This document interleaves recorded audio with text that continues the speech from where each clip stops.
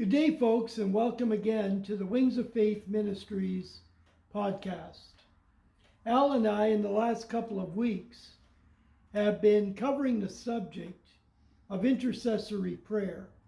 We did an introductory video, and then last week, Al covered 3 words that come out in the scriptures concerning that subject, or that pertain to that subject. And now this week, Al wants to look at another word, the word supplication, and what it means and what it means for us. So at this point, I'm going to turn it over to Al. Thanks, Steve. We covered 3 Greek words that are translated in intercession. They all have a uniqueness about them, and they kind of give us a 3D picture of intercession.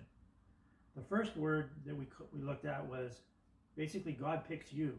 He calls you into intercession. And he expects you to stay faithful in the calling.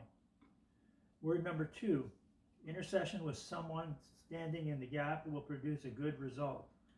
So if you include the intercession and the person standing in the gap with that intercession, then you're going to get a good result.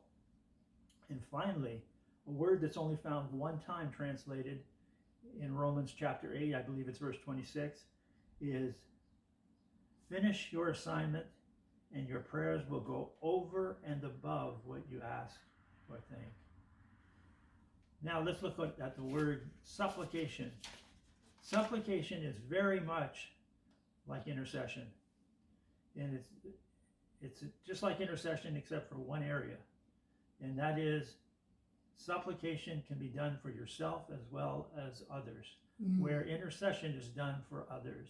You're standing in the gap for a group of people or a person. It means a fervent, heartfelt prayer, and it comes from a word that means beg. A great example of this is found in Luke chapter 18, 1-8. I highly recommend that you read it. I'm not going to read it today, just go through it quickly. It's about an unjust judge and a woman. And this woman continues to pound on this unjust judge's door until she gets justice. And he says, I don't respect man and I don't respect God. But this woman wearies me, and therefore I'm going to bring her justice. Now, God's not an unjust God. He is a just God. So not making a comparison with God here on this parable. But what they're saying is that even an unjust judge will bring justice to somebody that deserves it or petitions it. How much more will God, the creator of the universe, give us what we desire? Good. So that is really a good and important thing to understand when you're talking about prayer, intercession, or supplication. The last thing I'm going to talk to you about, I'll give you a few scriptures that you can go through.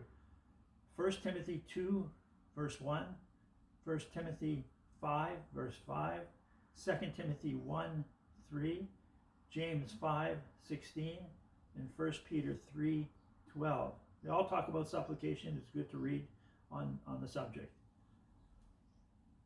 John 17, Jesus' last prayer before he goes to the cross and the resurrection. John 17.